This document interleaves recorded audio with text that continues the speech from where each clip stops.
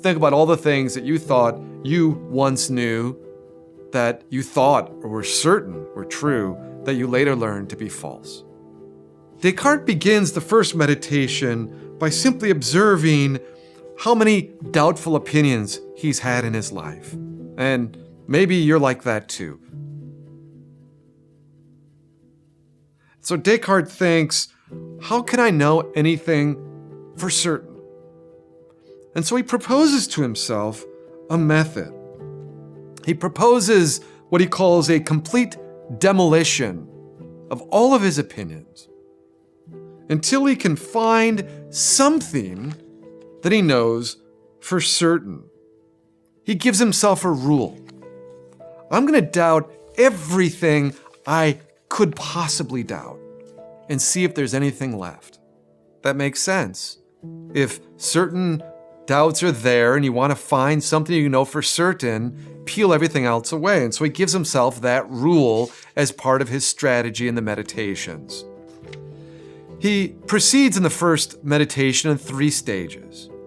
He starts with the senses. He observes that his senses have deceived him before. That's stage 1.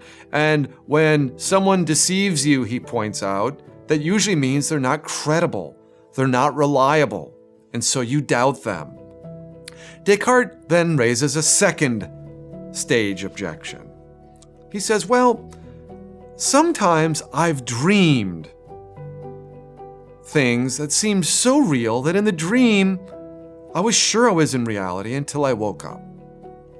So how do I know I'm not dreaming right now? This is a famous dream argument. Could you be dreaming right now that you're watching this video? Now, I'm not asking whether you think you're dreaming, but is it possible that you're dreaming right now, that this is part of a dream? The skeptical Descartes responds with a third stage of the argument. This is called the evil genius argument. He says we think that there's a God that's omnipotent and omniscient. Why couldn't there be a being that could deceive us? Why couldn't it be the case that while we think we're having all these experiences in the world, in fact, they're simply being projected into our minds, say by electrodes? If you are of a certain age and you're watching this video right now, you may think immediately of the movie The Matrix. You remember that it begins with the lead character Neo having all these experiences which seem normal, and then over the course of the movie, he discovers that all of those experiences have been stimulated artificially into his mind while he has remained inside a pod.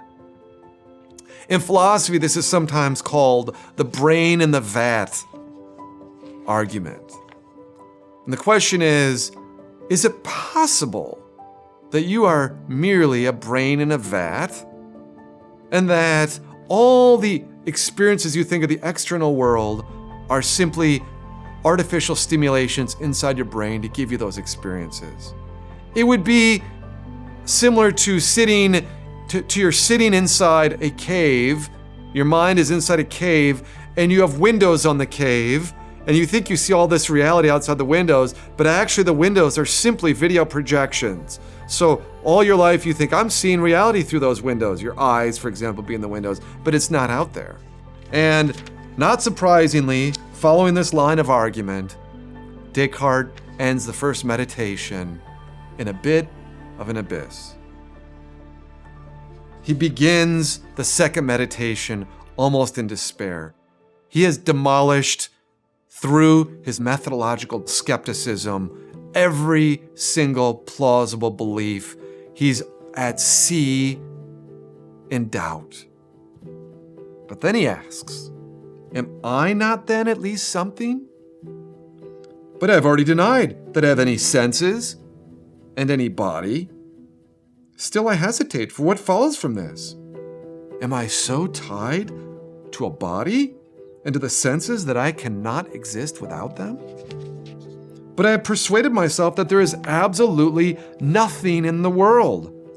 No sky, no earth, no minds, no bodies, Is it then the case that I too do not exist? But doubtless, I did exist if I persuaded myself of something. It's just a basic argument. Descartes expresses it this way, very famously. The famous articulation is, I think, therefore I am. Cogito ergo sum in the Latin. I think, therefore I am. But what he's leading to here is even a better expression. I am in error. I know nothing, therefore I am.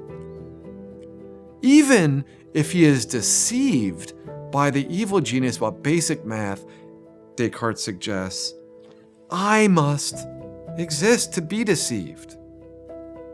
And so, the cogito, or actually ego, the I, becomes the Archimedean point of Descartes' world, the modern school of Athens. It would have Descartes pointing to himself in the center of the painting, whereas Bacon would be pointing down. Descartes seeks to reground philosophy on the ego, on the self, on self-knowledge. What kind of self has Descartes actually found? Notice how abstract it is. He's told us because of the methodological doubt, it doesn't have senses, it doesn't have a body, it doesn't have memory. That's not the ego. It's not the ego that was born to certain parents, had 6 brothers and sisters, went through life. None of those does that ego know. It knows none of it except that it's an error and so it must exist.